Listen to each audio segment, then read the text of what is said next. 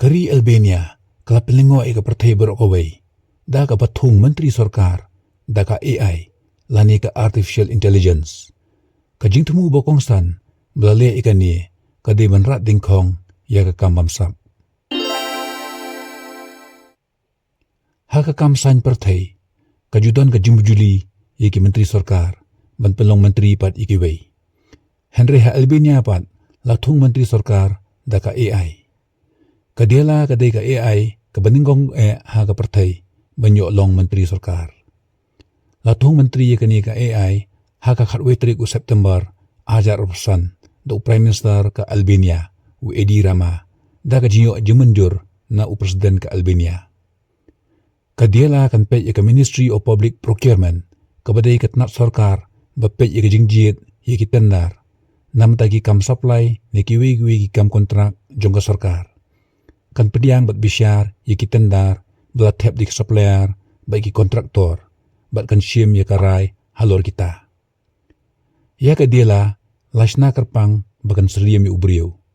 Katrikam kum ke komputer daga balum mi data bagi jingtip bat kan nujor ya baru data syua ban syim ya kanu karai. Lapen kam ya kadiala menchua kum ka virtual assistant haka Albania kabadai ka digital platform jongka Albania.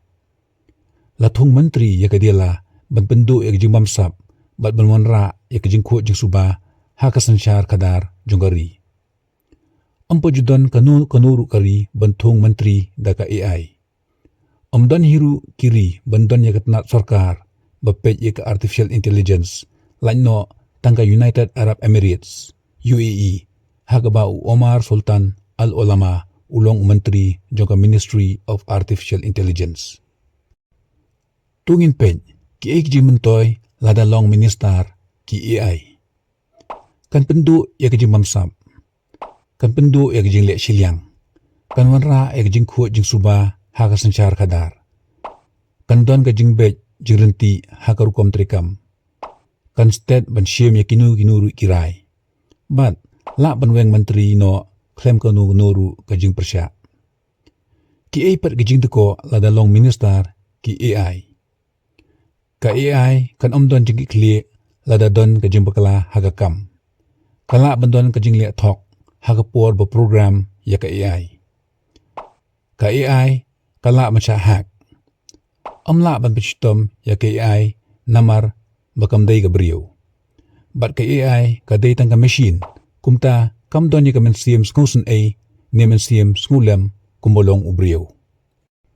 Ha Albania kaliang persya kalabenyaw halor ka jingtung menteri daga AI namar kalong kongpong ya kerti sensyar jonggari.